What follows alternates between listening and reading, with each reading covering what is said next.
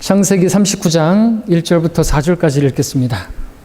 요셉이 이집트로 끌려왔는데 파라오의 관원인 경호대장 이집트인 포디발이 그를 그곳으로 데려간 이스마엘의 손에서 그를 샀더라. 주께서 요셉과 함께 하셨으며 그가 형통한 사람으로 그의 주인 이집트인의 집에 있었으니 그의 주인은 주께서 요셉과 함께 하심을 보았고 또 주께서 그가 하는 모든 일을 그의 손안에서 번성케 하신 것을 보았더라. 요셉이 그의 목전에서 은혜를 얻어 그를 섬기니 그가 요셉을 그의 집을 관리하는 관리인으로 세워 그가 소유한 모든 것을 그의 손에 맡기니라. 말씀의 제목은 어디든 나와 함께 계시는 주님이 되겠습니다. 어디든 나와 함께 계시는 주님, 무소부재 하나님이라고 말하죠. 어디든지 계십니다. 어디에나 계시는데, 어떤 곳에나 편지해 계시는데 그분께서 나와 함께 계신다 라는 그 믿음을 우리가 진짜 믿는다면 거기에 승리 있다고 믿습니다. 나와 함께 계시지 않다고 주님께서 눈에 보이지 않으니까 우리가 실패하고 죄를 짓는 것이고 정말 부끄러운 모습을 보이고 그러는 것이죠. 너무나 중요한 진리입니다. 반복해서 우리가 들어야 할 말씀인 것이죠. 자, 우리는 창세기 39장에서 다시 요셉의 이야기를 보게 됩니다. 요셉에게 아주 힘든 그런 시기였습니다. 형제들은 요셉을 죽이려고 했지만 하나님의 섭리 가운데 이집트로 끌려오게 되었습니다. 1절에서 요셉이 이집트로 끌려왔다고 기록하고 있습니다. 그러나 요셉이 이집트에 끌려왔다라고 하는 것은 그런 모습은 육신의 눈으로 볼 때 그렇게 보일 뿐이고 하나님의 눈으로 본다면 하나님께서 그를 그곳으로 인도하셨다가 맞는 것입니다. 그렇게 볼 수 있어야 되겠죠? 그렇게 볼 수 있는 이유가 뭔지 아십니까? 우리는 요셉의 결말을 본 사람들이기 때문에 그렇죠. 성경의 기록이 우리는 창세기 50장까지 다 본 사람들이라 하나님께서 지금 이 상황이 너무나 안 좋지만 하나님께서 그를 이집트로 데리고 오신 것이에요. 우리가 타임머신이 있다면 그 타임머신을 타고 요셉에게로 이 당시의 요셉에게로 갈 수만 있다면 가서 지금의 상황에 처한 요셉에게 말해주고 싶겠죠. 요셉아, 두려워하지 말라. 지금의 상황만 보고 좌절하지 마라. 하나님께서 너를 버리신 게 아니다. 오히려 하나님께서 너와 함께 하고 계시고 너를 이집트의 높은 자리로 높여주시기 위해서 지금 잠시 지나가는 과정일 뿐이다. 그러니까 기운을 내라. 하나님을 바라봐라. 하나님께서 너와 함께 하신 이렇게 말해주고 싶겠죠. 마찬가지입니다. 우리도 어려움을 처할 때가 있습니다. 그럴 때 미래의 어떤 성도들이 우리의 모습을 보면 어떻게 할까요? 마찬가지겠죠. 타임머신 타고 올 수만 있다면 우리에게 말하겠죠. 형제야, 기운을 내, 힘을 내. 지금 그래도 주님께서 함께하고 계셔. 널 버리신 게 아니야. 지금 그 상황은 하나님께서 영광을 주시기 위해서 잠시 고난을 허락하신 것이. 이상하게 여기지 마. 이상한 일이 일어난 게 아니야. 그렇게 말해주고자 하겠죠? 우리는 그 믿음을 끌어다가 발휘해야 하는 거죠. 그게 믿음인 거죠. 우리도 성경을 통해서 우리의 결말을 본 사람들입니다. 여러분들 왕같이 통치할 사람들이에요. 말씀으로 주셨죠? 요셉에게도 말씀을 주셨죠? 꿈을 통해서 보여주셨잖아요. 다 엎드리게 될 것이고 왕처럼 통치하게 될 것을 말씀하지 않았습니까? 그렇다면 그 말씀은 이루어지죠. 꿈은 이루어지죠. 사람들의 꿈은 이루어지지 않지만 하나님의 꿈은 이루어진단 말이죠. 그 꿈을 붙잡고 있다면 우리는 하나님의 말씀을 붙진다면 지금 잠시 어려움을 당한다. 그럼 뭐가 문제가 있겠죠? 왜 좌절하고 왜 우울하고 왜 막 죽을상하고 왜 그러겠습니까? 지금의 상황이 마음에 들지 않는다 할지라도 그 상황도 지금 여러분이 처한 그 어려움도 하나님께서 인도하신 상황으로 믿을 수 있어야 되는 것입니다. 왜? 그게 하나님께서 우리에게 바라시는 믿음이니까. 그 믿음을 위해서 이 성경이 기록된 것입니다. 우리 요셉을 보면서 요셉에게서 그냥 끝나는 게 아니라 나에게 적용할 수가 있어야 되는 것이죠. 2절에 다시 보시면 주께서 요셉과 함께 하셨으며 그가 형통한 사람으로 그의 주인 이집트인의 집에 있었으니 라고 했습니다. 주님께서 요셉과 함께 하셨습니다. 이게 실제입니다. 눈으로 보기에는 요셉은 노예가 되었고 이제 고된 노동을 해야만 하는 그런 신세가 되었는데, 그런데 성경은 그가 형통한 사람이 되었다고 말씀하고 있는 것입니다. 뭐 이런 말이 다 있습니까? 말이 안 되지 않습니까? 우리가 지금 요셉의 상황만 본다고 한다면 오히려 주께서 요셉을 버리심으로 요셉은 이제 끝났다, 망했다 라고 성경이 기록되어야 할 터인데, 성경은 주께서 요셉과 함께 하시니 형통한 사람이 되었다고 말하는 것이 말이 되는 것 같습니까? 말이 되는 것이. 여러분, 형통이라는 말 국어사전에서 찾아보니까 그 뜻이 모든 일이 뜻과 같이 잘됨이라고 되어 있습니다. 물론 요셉의 입장에서 보자면 그가 형통했다고 말할 수 없겠죠. 그는 억울하게 노예로 팔렸고 또 이후에는 감옥에 억울하게 누명을 쓰고 그렇게 던져지게 되었는데, 어떻게 그가 형통했고 모든 일이 뜻과 같이 잘 되었다고 말할 수가 있겠습니까? 물론 우리가 만약 요셉의 뜻이나 사람의 뜻을 생각한다면 요셉은 결코 형통한 사람이 되었다 말할 수가 없습니다. 그러나 우리가 하나님의 뜻을 생각한다면 지금 그 모든 일은 하나님의 뜻대로 잘 되어가고 있는 것이죠. 그러니까 형통했다라는 말이 맞는 것입니다. 형통이 뭐예요? 모든 것이 뜻대로 잘 되어가면, 근데 우리 입장에서가 아니라 내 뜻대로 마옵시고 아버지 뜻대로 하옵소서, 지금 형통하고 있는 거라는 것이죠. 그런 것들이 없다면 우리 영광도 없어요. 여러분들이 지금 여기서 잘 먹고 잘 살고 아무 문제도 없고 그랬으면 좋겠지만 그게 하나님과 함께하는 건 아니라는 것이죠. 하나님께서 나와 함께 하시니까 아무 문제도 없네, 잘 먹고 잘 살고 뭐 건강하고 뭐 교회는 막 부흥하고, 그러면 하나님께서 함께 하시는 겁니까? 우리 눈은 정화될 필요가 있어요. 바로 잡혀야 될 필요, 비늘이 떨어져야 할 필요가 있다는 것이죠. 우리는 흔히 햇볕이 찬란하게 비치고 육체는 건강하고 은행에 잔고가 넘치고 모든 일이 잘 되고 교회는 부흥하고 사람들이 막 들어오고 그러면은 하나님께 영광 돌리면서 하나님께서 우리와 함께 하신다고 그렇게 말을 합니다. 반대로 건강을 잃어버리거나 직장을 잃어버리거나 인간관계가 틀어지거나 교회에서 사람들이 떠나게 되면 하나님께서 우리와 함께 하지 않는다고 그렇게 판단하게 됩니다. 그러나 우리의 생각과 하나님의 생각은, 하나님의 뜻과 우리의 뜻과는 하늘과 땅만큼이나 차이가 있는 것을 알아야 되는 것이죠. 육신의 눈으로 보는 게 다가 아닌 것을 우리가 알아야 하는 것입니다. 믿음의 눈으로 볼 수 있어야 되겠죠. 요셉은 형제들의 미움을 받고 타국에서 노예가 되었고, 도덕적으로 타락한 여인의 안주인으로 있는 그 가정에, 그 안주인의 가정에 그렇게 팔리게 되었습니다. 요셉은 인생의 최악의 상황을 만난 것입니다. 놀랍게도 그런데 하나님께서 그와 함께 계셨다고 말씀하고 있습니다.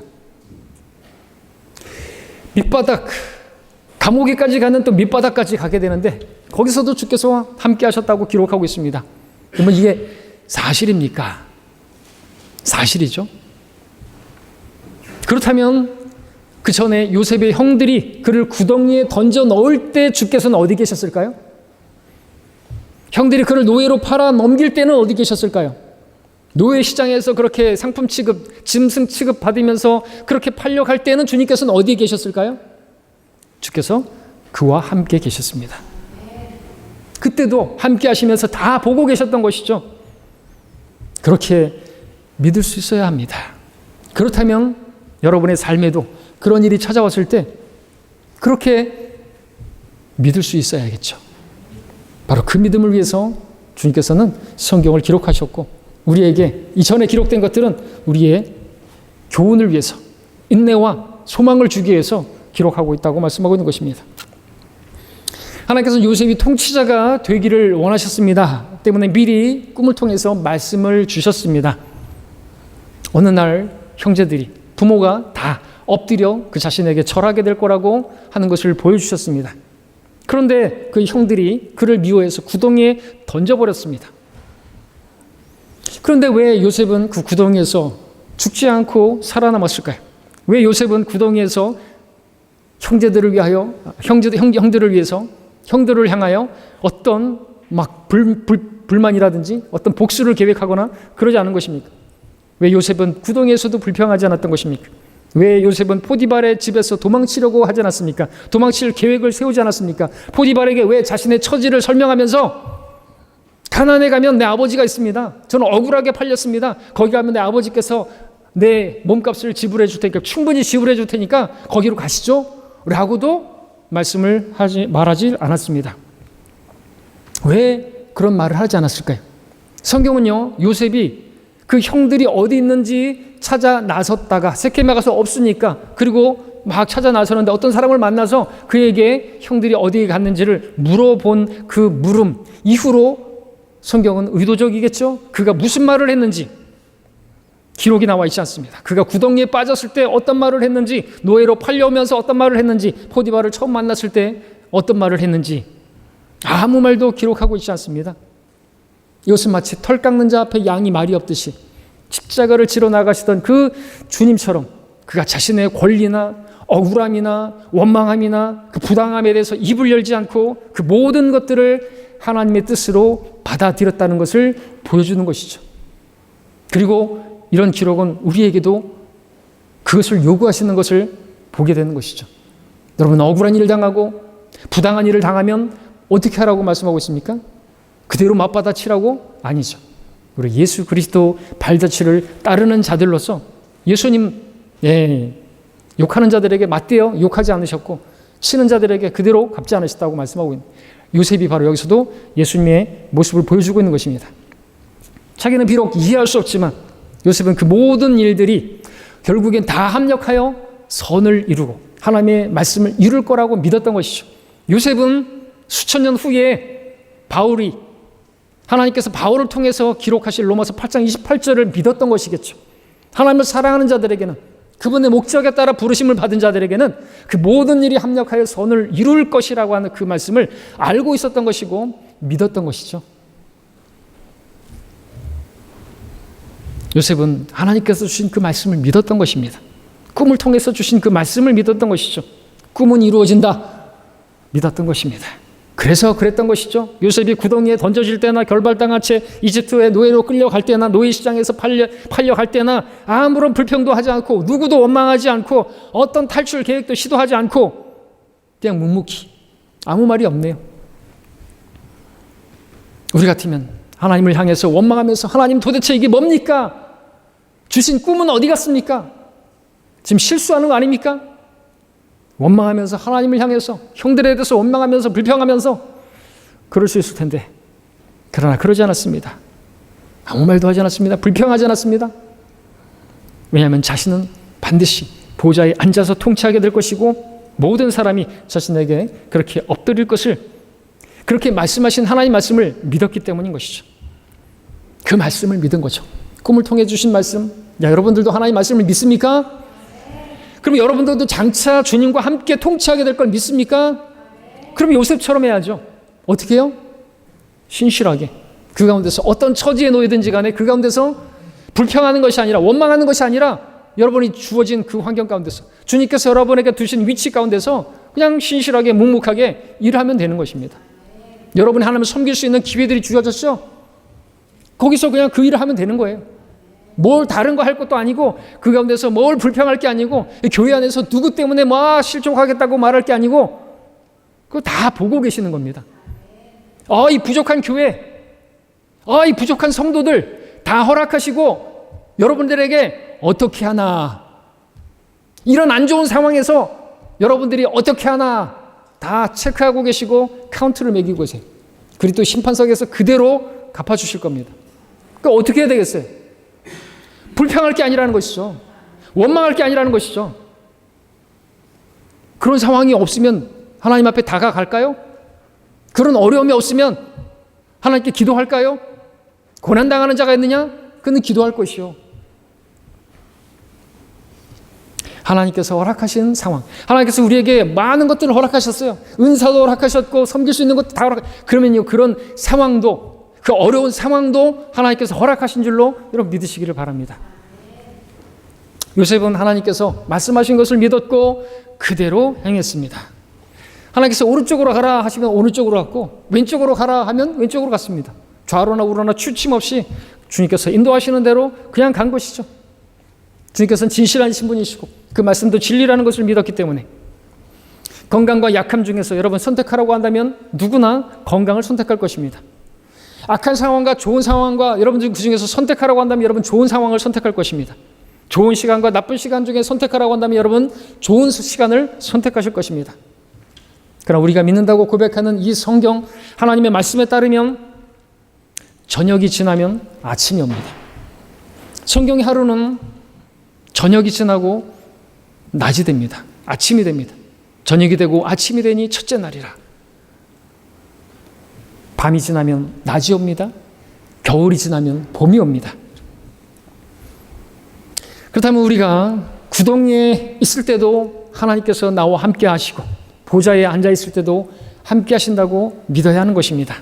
내가 즐거운 시간을 보낼 때도 하나님께서 함께 하시고 내가 어려운 시간을 보낼 때도 함께 하고 계시다고 믿어야 하는 것입니다.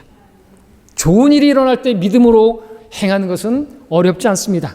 사실 믿음으로 행하는 것이 없겠죠. 사실 고난 가운데서 믿음을 발휘하는 게 믿음인 거 아닙니까?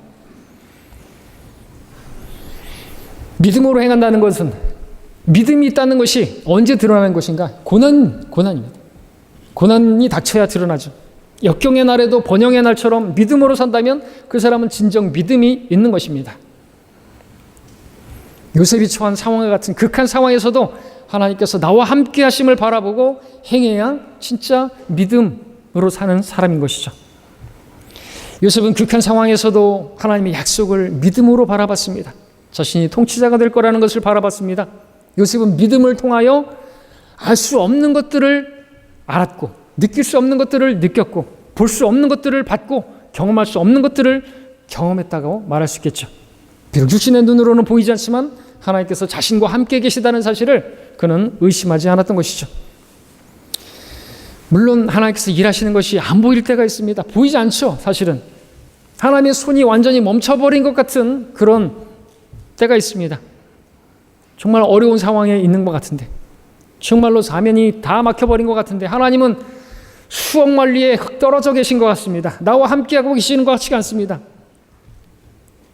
네, 그럴 때야말로 진짜 믿음이 나타나야 하는 것입니다. 하나님께서는 자신의 자녀를 결코 버리지 않으시고 내가 너를 버리지도 않고 너를 떠나지도 않겠다고 내가 너와 항상 함께하겠다고 말씀하지 않았습니까? 우리가 진정 주님을 믿는다면 어떤 상황 가운데서도 우리는 좌절해야 할 필요가 없는 것입니다. 보라, 내가 세상 끝까지 너희와 항상 함께 있으리라. 진짜 이 말씀을 우리가 믿는다면 하나님 빨리 와서 저 좀 도와주세요 라고 울부짖을 필요가 없습니다. 하나님께서는 우리를 구하러 오시거나 도와주러 오실 필요가 전혀 없으십니다. 왜냐하면 항상 나와 함께하고 계시기 때문에 그렇습니다. 우리 기도할 때 자꾸만 내 습관적으로 주님 이 시간에 우리와 함께하여 주시옵소서 라고 하지만 바뀌어야 될 필요가 있죠. 함께하심을 믿습니다. 함께하고 계시는데 함께하여 주십시오 말이 됩니까? 함께하고 계시다니까요. 그리고 또 우리가 받게 될 게죠. 저도 좀 전에 기도했지만 하나님께서 우리에게 좋은 환경과 여건과 환경을 마련해 주셔서 우리가 여기에 왔습니다. 이것도 바뀌어야 되죠. 상황이 어떠하든 환경이 어떠하든 우리는 하나님과 함께 해야죠. 하나님께서 함께 하시는 자리에 함께 해야 되죠. 그걸 요셉이 보여주지 않습니까? 상황이 어려워서 환경이 어려워서 하나님과 함께 못하겠습니다. 예배에 함께 못합니다. 하나님께서 함께 하시는 자리에 내가 오늘 못 갑니다. 뭔 믿음이에요 그게? 우리가 요셉 같은 상황에 놓이지도 않았잖아요. 타국강에 노예로 팔려간 것도 아니지 않습니까?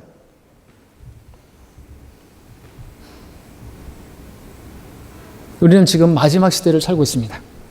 마지막 때는 마귀들의 교리가 판을 친다고 했습니다.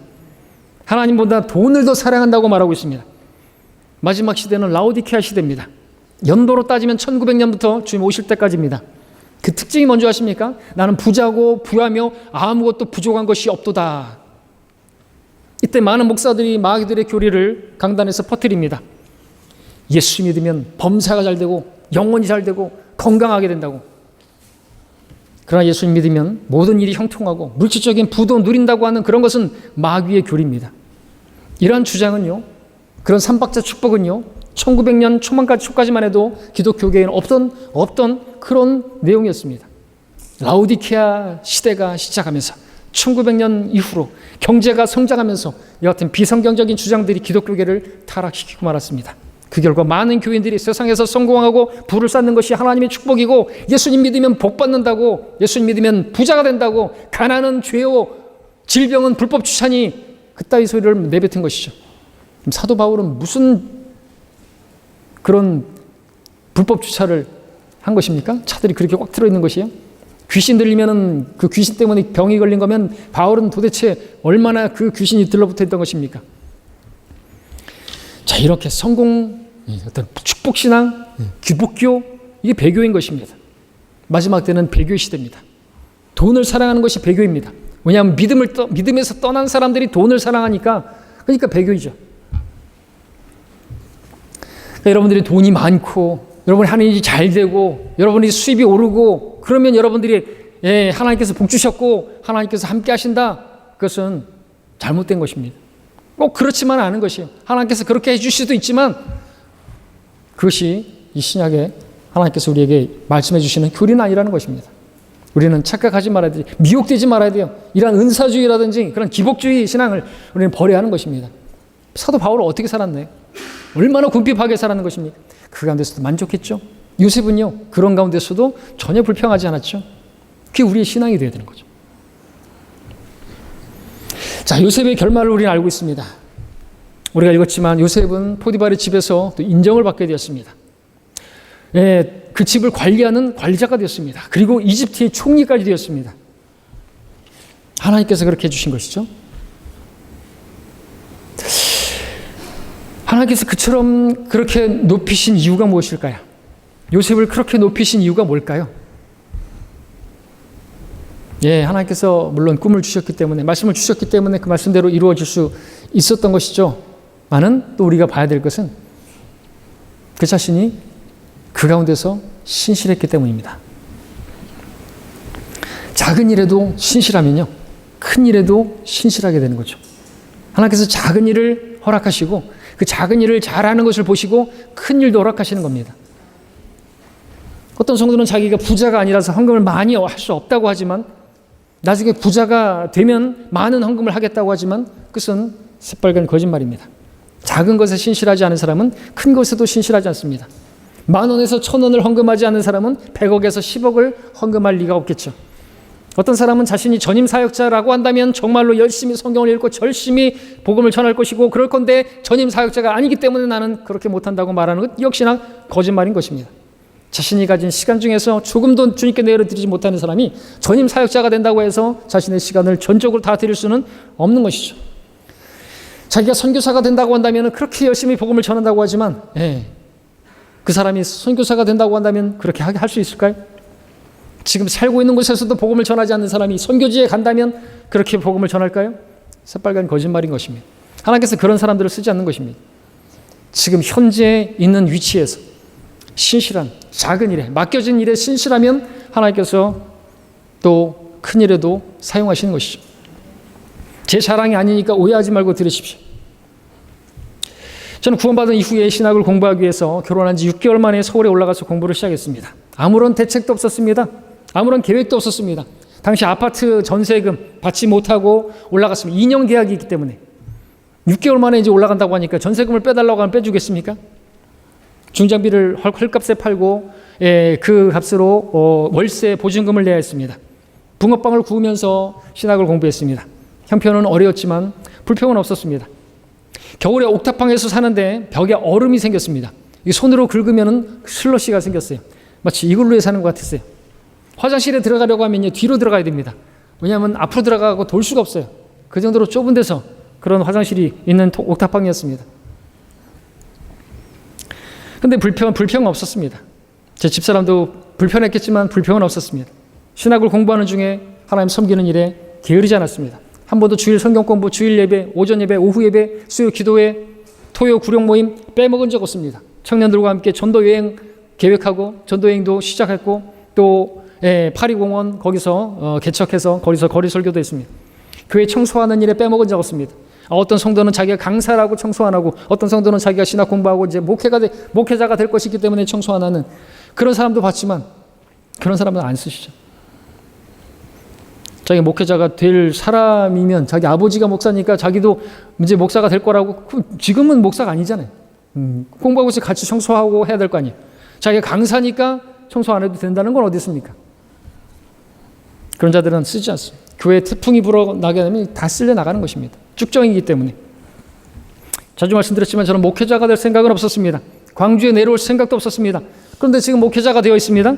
이유가 무엇일까요? 저는 제가 해야 할 일을 했을 뿐입니다. 빠짐없이. 잘했다는 게 아니라, 제가 제 개인적인 이유로 빠진 적은 없습니다. 예배를 빠지거나, 구령 모임에 빠지거나 그런 적 없습니다. 딱 2번 빠졌던 것은 이제 저 할머니하고 또 처형 결혼식 때문에 저 할머니 돌아가셨을 때 하고 그때 이렇게 빠진 거 외에는, 그리고 예배 시간에 졸거나 그런 적 없습니다. 그냥 그렇게 했어요. 그랬더니 이제 그 당시에 이제 부목사님이 이제 이야기를 한 거죠. 목회를 생각해 보라고. 광주를 내려가야 되는데 누가 내려갈 사람이 없다. 내려가라고 할 수는 없죠. 제가 기도해 보겠다고. 근데 저는 목회에 대한 생각도 없고 목회가 뭔지도 모르고 그랬습니다. 그래서 생각해 보고 계속해서 버팅기다가 하나님께서 주셨죠. 말씀도 주셨죠. 예사야 55장에 하나님의 말씀이 열매를 맺게 하는 거지 내가 하는 게 아니다. 자, 뭘 말씀드린 줄 아십니까? 자랑하는 게 아니고 교회의 한 부분을 그렇게 섬기지 않는 사람은 결코 교회 전체를 그렇게 섬기는 그런 사람이 될 수가 없다는 걸 말씀드리는 거죠. 하나님께서는 큰 일을 잘하는 사람을 찾지 않으십니다. 큰 일이든 작은 일이든 좀 그런 일이든 화장실 청소든 신실하게 하는 사람을 찾습니다. 요셉은 이집트를 다스리는 총리가 되었지만 그렇게 하기 전에 포디발의 집을 잘 청소하는 충실한 노예였던 것이죠. 그런 이집트의 정부를 통솔하는 최고 지도자가 되기 전에 포디발의 마차를 깨끗하게 닦아놓는 충실한 종이었던 것입니다. 요셉이 훌륭한 그러한 총리가 될 수 있었던 이유가 뭔지 아십니까? 그가 포디발의 집에서 훌륭한 노예였기 때문에 그렇습니다. 그는 억울하게 감옥에 갇혔지만 감옥에서도 훌륭한 죄수였습니다. 요셉이 훌륭한 총리가 될 수 있었던 것은 그가 항상 좋은 환경에만 있었던 것이 아닙니다. 그 때문이 아니었습니다. 그 가운데서도 믿음으로 살았기에 그가 훌륭한 총리가 될 수 있었던 것이고, 훌륭한 총리가 되기 전에 훌륭한 사람이었기 때문에 그렇습니다. 자, 우리도 세상에서는 별로 높임을 받지 못한다 할지라도 우리는 하나님 앞에서 훌륭한 사람이 되어야 하는 것이죠. 그저 그런 형제 자매가 아니라 훌륭한 형제 자매가 되어야 되는 것이죠. 어떤 상황에서도 믿음으로 사는 그러한 훌륭한 사람이 되어야 하는 것입니다. 하나님께서 그 사람을 훌륭하게 여기시는 거죠. 믿음의 사람으로 보이는 것이죠. 상황이 안 좋으니까, 지금 이러하니까. 하나님 앞에서 상황이 중요한 게 아닌 것입니다. 상황이 좋지 않을 수 있지만 믿음이 있다면 얼마든지 훌륭한 성도가 될 수가 있는 것입니다. 지금 여러분이 있는 자리에서 어떤 상황에서 어떤 환경에서도 주님을 섬긴다는 자세로 최선을 다하는 그 모습을 하나님께서 보기 원하시는 것이죠. 요셉을 보십시오. 요셉은 자신이 처한 환경에, 상황에 전혀 개의치 않는 것을 보게 됩니다. 우리를 보면 우리가 아무리 어려운 상황에 처했다 할지라도 요셉과 같은 상황에 놓이지는 않았습니다. 우리 중에 누구도 억울하게 노예 생활하고 있는 사람은 없을 것입니다. 염전에서 노예 생활하고 계시는 분 있습니까? 요셉은 우리가 처한 상황과는 비교할 수 없을 정도로 최악의 상황이었지만 그는 주님의 말씀을 믿는 믿음으로 신실하게 행했습니다. 환경이나 상황이나 여건이 중요한 게 아니라 중요한 것은 하나님의 말씀을 붙드는 믿음이 중요한 것입니다. 그분께서 나와 함께 하시며 또 그분께서 반드시 말씀대로 나를 높이실 것이라고 하는, 나에게 영광을 주실 거라는, 그리스도의 심판석에서 상 주실 거라는 그 믿음을 붙드는 그 믿음이 중요한 것입니다. 우리 함께 빌립보서 말씀을 보겠습니다. 빌립보서 4장 함께 보겠습니다. 11절, 12절.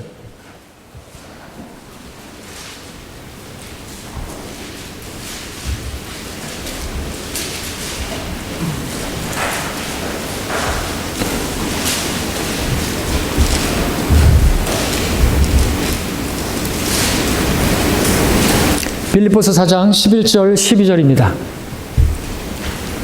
내가 궁핍함으로 말하는 것이 아니니 이는 내가 어떤 처지에서도 스스로 만족하는 법을 배웠기 때문이라.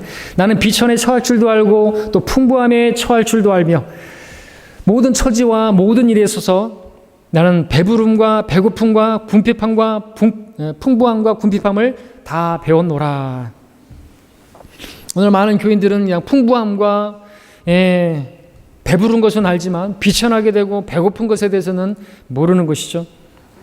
믿음은요, 풍부하고 배부를 때 드러나지 않고 비천하고 배고플 때 드러나는 것입니다. 배고프고 비천할 때 그 가운데서도 만족할 수 있다면, 불평하지 않을 수 있다면 이게 믿음인 것이죠. 중요한 것은 상황이나 환경이 아니라 믿음입니다. 마음이죠. 13절을 보면 내게 능력 주시는 그리스도를 통하여 내가 모든 것을 할 수 있느니라. 문맥과 상관없이 볼 게 아닌 것이죠. 문맥과 상관없이 보는 사람들이 많은데 문맥과 상관해서 보면은 내가 그리스도를 위해서, 그리스도를 통해서 그리스도께서 원하시는 모든 것들은 할 수 있다라는 말입니다. 내가 하는 것도 아니고 그리스도를 통해서. 내가 하고 싶은 걸 내가 다 할 수 있도록 그리스도께서 내 안에 역사하신다. 이게 아니라는 것입니다. 주께서 나를 통해서 주님이 하시고자 하시는 그 모든 것들을 내가 할 수 있는데 그 일에 나는 기꺼이 나 자신을 드린다. 그 일에 배고픔이 있을 수 있고 궁핍이 임할 수 있고 가난할 수 있고 그런데 그런 것도 내가 다 할 수 있다 이거죠. 기꺼이 내가 다 감당하겠다라는 거거든요. 그게 믿음인 거예요. 왜? 바울 안에 계신 그리스도께서 그렇게 살도록, 그렇게 할 수 있도록 능력을 주시기 때문에 그렇죠. 요셉은 자신이 비록 이집트에서 노예가 되었지만 바울처럼 어떤 처지에서든지 만족하는 법을 배웠기 때문에 무엇이나 할 수 있었다고 믿었던 것이죠. 마국간에서 말똥을 치우든지 말구유를 닦든지 그 어떤 일도 불평하지 않고 했었던 것입니다. 그것이 요셉이 믿음으로 그 가운데서도 그렇게 불평 없이 행했던 원동력이 되겠죠. 자, 하나님께서는요, 여러분에게 주어진 상황과 환경을 받아들이는지 안 받아들이는지를 보고 계십니다. 여러분이 어떤 사람인지, 여러분의 믿음이 어떠한지를 입증하기를 원하세요. 그것이 우리가 맡겨진 그 일에 신실하게 행해야 하는 이유인 것이죠. 골로새서 3장도 보겠습니다. 골로새서 3장 22절입니다.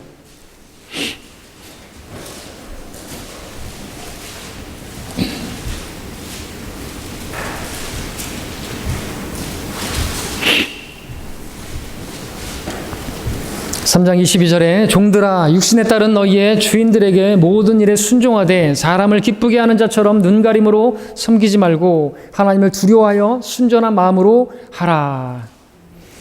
누가 볼 때만 열심히 일하는 척하고 그런 것은 믿음으로 하는 게 아니고 하나님께서 원하시는 그러한 섬김도 아닌 것입니다. 우리가 사람을 기쁘게 하려고 한다면 반드시 실망하게 될 것입니다. 그렇죠? 그러나 하나님을 기쁘시게 하려고 한다면 절대로 실망하지 않을 것입니다. 그리고 눈가림으로 하지 않겠죠. 그리고 하나님을 위해서 하려고 한다고 한다면 사람에게도 인정을 받겠죠. 물론 우리 사람을 자꾸만 사람에게 보이려고 하니까 문제가 되는 것이죠. 23절 24절도 보겠습니다. 무슨 일을 하든지 마음을 다하여 주께 하듯 하고 사람에게 하듯 하지 말라. 이는 너희가 유업의 상을 주께로부터 받을 줄 알미니 너희가 주 그리스도를 섬기고 있습니다. 요셉을 생각해 보십시오. 포디발의 집에서 신실하게 일했던 그 이유가 무엇이겠습니까? 그는 포디발을 섬긴다고 생각하지 않고 주님을 섬기고 있다고 그렇게 믿었던 것이죠. 주님께서 함께하고 계시고 포디발의 아내가 유혹을 했을 때도 내가 어찌 하나님 앞에서 이 악을 행하리요. 하나님께서 함께하고 계시고 하나님께서 보고 계시고 나는 주께 하듯 그렇게 포디발 집을 섬겼던 것이죠. 그는 그 몸이 포디발의 집에 있었지만 그의 마음은 하나님의 집에 있었던 것이죠. 포디발의 명령을 받고 일한 것이 아니라 주님의 명령을 받고 일했던 것입니다.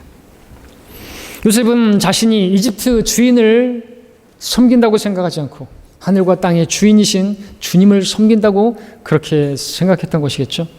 너희가 주 그리스도를 섬기고 있습니다. 말씀하고 있습니다. 근데 우리는 육체에 따른 주인을 섬기고 있는데, 나는 직장 생활하고 있는데요. 하나님께서 그 상황도 허락하시는 거죠. 악한 주인이라 할지라도 그 가운데서도 우리는 섬겨야 되는 것입니다. 권세자에게, 머리에게 막 데모하고 노사 분교하고 그 하나님 뜻이 아닌 것이죠. 우리에게 육체에 따른 주인이 있습니다. 열심히 일을 하고 우리는 거기에 따라서 삭스를 받습니다. 우리 열심히 일을 하게 되면은 회사 주인만 배불리 먹여는 것 같습니다. 그러나 우리의 생명은 이 세상이 전부가 아닙니다. 언젠가 우린 죽을 것이고, 아니면 주님께서 오시고, 그럼 우린 진짜 주인을 만나보게 될 것입니다. 그러면 주님께서는 그때 우리가 이 땅에서 우리 주인을 어떻게 섬겼는지, 직장에서 어떻게 섬겼는지, 가정에서 어떻게 섬겼는지, 교회에서 어떻게 섬겼는지, 신실하게 행한 그 모든 것들에 대해서 보상해 주시는 분인 것입니다. 우리가 그것을 바라볼 수 있어야 합니다. 우리 누가복음 19장 가서 보겠습니다. 누가복음 19장 6절입니다.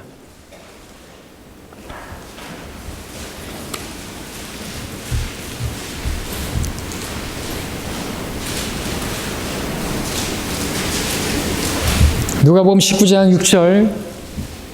내가 너희에게 말하노니 불의의 제물로 친구를 사귀라. 그러면 너희가 죽을 때 그들이 너희를 영원한 거처들로 영접하리라. 자, 성경은 이 세상이 악하다고 증거하고 있습니다. 하지만 우리는 주님 만날 때까지, 죽을 때까지 이 땅에서, 이 악한 세상에서 살아야 합니다. 이 악한 세상에서 직장을 다니며 일을 해야만 합니다. 세상에서 돈을 벌고 살아야 하기에 세상에서 일을 하는 것입니다.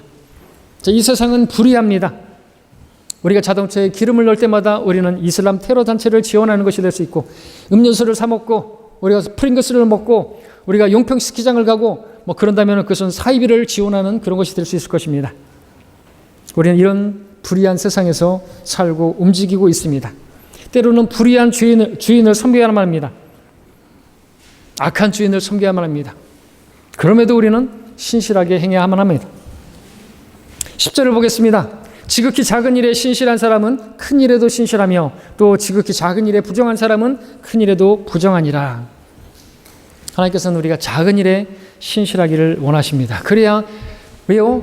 큰 일을 주시기 위해서 작은 일을 허락하신 겁니다. 근데 그 작은 일을 걷어치우면 이런 일은 나에게 나 이런 일 하려고 아니라는 것이죠. 교회에서 작은 일을, 주일학교 학생을 한두 명 놓고 한두 명이라고 해서 하지 않고 열심히 가르치고, 그런 사람이 결국에는 목회도 할 수 있는 것이고, 그렇죠? 작은 일에 신실한 사람이 아니라면 결코 큰 일에도 신실한 사람이 될 수가 없습니다. 오히려 작은 일을 어떻게 대하는지를 통해서 하나님께서는 그가 어떤 사람인지를 드러나게 해주시는 것이죠. 우리도 성도들을 통해서 그것을 볼 수가 있습니다. 작은 일에 보이지 않는 곳에서 그렇게 일하는 그런 성도들이 있습니다. 이름도 없이 빛도 없이 그렇게 섬기는 지체들이 있는 것이죠. 허드렛 일하고, 진짜입니다. 믿음이죠. 믿음으로 하는 거죠.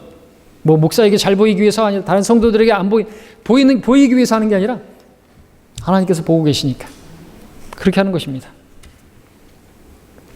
하나님께서 작은 일에 신실한 사람을 찾고 계십니다. 그러한 사람을 하나님께서 기뻐하시고 그에게 보다 더 중요한 일을 맡기시는 것이죠. 우리 교회에 누가 필요한지 아십니까? 하나님을 위해서 내가 무엇을 할까 고민하면서 작은 일부터 그렇게 찾아서 하는 그 성도가 우리 교회에 필요한 것입니다. 마지막으로 볼 수 있는 우리 고린도전서를 보겠습니다. 고린도전서 7장입니다. 7장 그리고 1장 그렇게 보고 정리합니다. 7장 20절부터 24절에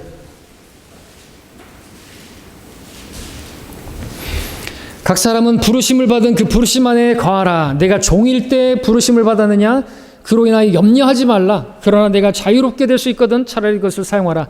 이는 종도 주 안에서 부르심을 받으면 주께 속한 자유인이요. 마찬가지로 자유인도 부르심을 받으면 그리스도의 종이기 때문이라. 너희는 값을 치르고 산 것이 아니니 값을 치르고 산 것이니 사람들의 종이 되지 말라. 형제들아, 각자 부르심을 받은 그 부르심 안에서 하나님과 함께 거하라. 요셉은 자신이 부르심을 받은 그 부르심 안에서 하나님과 함께 거하며 그렇게 행했던 것이죠. 종이지만 자유롭게 그렇게 자유함을 누리면서 열심히 일했던 것입니다. 나쁜 상황에서 주님을 섬기지 않는 사람은요, 좋은 상황이 돼도 주님을 섬기지 않습니다. 오늘 주님을 섬기지 않는 사람은요, 내일도 주님을 섬기지 않습니다.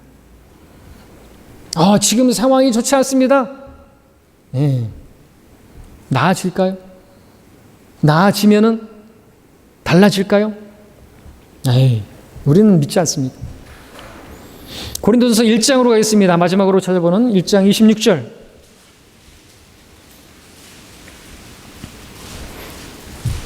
형제들아, 너희는 너희의 부르심을 보라. 부르심을 받은 자들은 육신을 따라 지혜로운 자가 많지 않고 권력 있는 자도 많지 않으며 좋은 가문에서 태어난 자도 많지 아니하니라.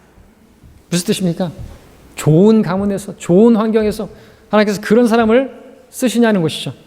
하나님께서 누군가를 부르실 때 그의 지능이나 학위나 재산이나 출신이나 스펙이나 그런 걸 보고 부르시는 게 아니라 마음을 보고 부르시는 것입니다. 재산이나 지능이나 좋은 환경 같은 것은 중요한 게 아니고 중요한 것은 마음이고 믿음인 것입니다. 27절부터 29절까지 읽겠습니다. 그러나 하나님께서 세상의 어리석은 것들을 선택하시면 지혜로운 자들을 부끄럽게 하시려는 것이요, 하나님께서 세상의 약한 것들을 선택하시면 강한 것들을 부끄럽게 하려는 것이라. 하나님께서 세상의 천한 것들과 멸시받는 것들을 선택하신 것은 없는 것들로 있는 것들을 쓸모없게 만들려 하심이라. 그리하여 아무 육체라도 그분의 면전에서 자랑하지 못하게 되리라. 무슨 뜻입니까? 능력과 재물과 지능과 그 모든 것들이 좀 떨어진다 할지라도 하나님께서 쓰시는 데는 전혀 문제가 없다는 것이죠. 중요한 것은 환경이나 상황이나 소유한 정도나 재물이나 이런 것이 아니라 마음이라는 것입니다. 하나님께서 마음을 보기 원하시는 것이죠. 하고자 하는 마음이 있는 것인가 하시죠. 마음만 있다면 여러분들 섬길 수 있는 것들이 얼마나 많습니까? 나는 목사가 아니라, 나는 선교사가 아니라서 내가 할 수 있는 게 없다고요? 그런 게 어디 있습니까? 할 수 있는 건 많습니다. 우리 자매님들 거리 설교 못해도 복음 전할 수 있고요. 많습니다. 꼭 무슨 직분을 받아야지, 뭐 권사 직분을 받고 집사 직분을 받아야지 뭘 하겠다, 그런 건 아닌 것이죠. 집사 직분을 받았다고 해서 집사 직분을 일을 잘합니까? 아니죠. 집사 직분 받기 전에도 교회에서 열심히 일을 하면요, 그건 이미 집사나 마찬가지인 거예요. 그런 사람을 하나님께서도 집사를 주시는 거죠. 그리고 집사는요, 먼지를 뚫고 지나가는 사람이에요. 그야말로 교회 일꾼이란 말이죠. 자, 하나님께서는 얼마나 여러분의 마음이 바른가, 얼마나 신실한가, 그것을 보고 계십니다. 그 목적으로 여러분에게 어려운 상황도 허락하시고, 정말 고난도 허락하시고, 시련도 허락하십니다. 베드로가 말한 것처럼요, 그런 일을 당할 때 여러분에게 어떤 이상한 일이 일어났다고 생각하지 마십시오. 하나님께서 오히려 그것을 통해서 여러분이 하나님의 영광에 참여하는 자들이 되게 하시려고 그 고난을 허락하신 것이, 그러니까 그 과정 중에 있으니까 여러분 지금 당장을 보지 마시고 이 또한 지나갈 것이다. 그리고 하나님께서 나에게 말씀하신 대로 영광에 참여하게 될 것이다. 나를 요셉과 같이 통치자의 자리에 둘 것이다. 라는 그 말씀을 붙드시고 오늘을 그렇게 신실하게 주님과 함께 거하시면서 주님께서 부르신 그 자리에서 신실하게 주님과 동행하는 여러분 되시기를 바랍니다. 기도하겠습니다.